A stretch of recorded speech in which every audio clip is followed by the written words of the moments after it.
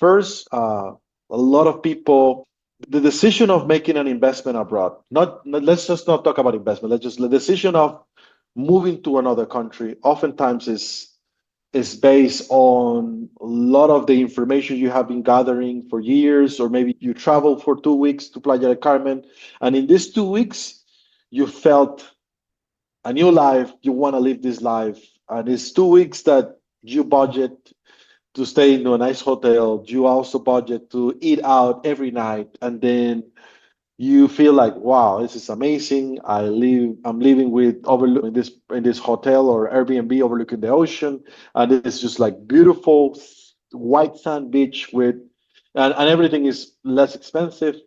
And then you think, oh my God, I gotta move to Mexico. I Playa del Carmen, I'm in love. So, but you base your decision on a 2 week vacation, and it's not the same. It is not the same. 2 week vacation is not the same as living in another country.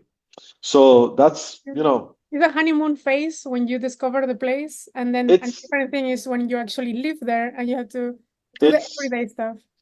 I think it's a lack of understanding of what it really takes, or over, just thinking it's gonna be so easy because you felt it's not as easy. There's a lot of things that you are not able to see. When you go, you want to make an investment, you buy a property, you talk to Natalie, she provides you with information about how to buy your property, how to protect your best interest, what things not to do, what things to check.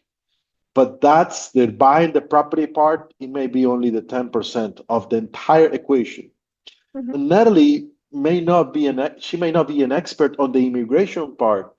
I mean, she may have a contact. She may introduce you to an immigration person, and you have the headache of where do I get my driver license, or how to homologate my driver license, or what do I do about getting a card in San Miguel Allende.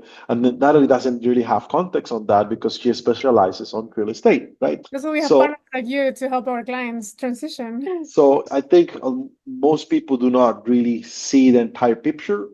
They pull the trigger, buy a property, and start the figuring out that there's so many other things that they need to take in consideration.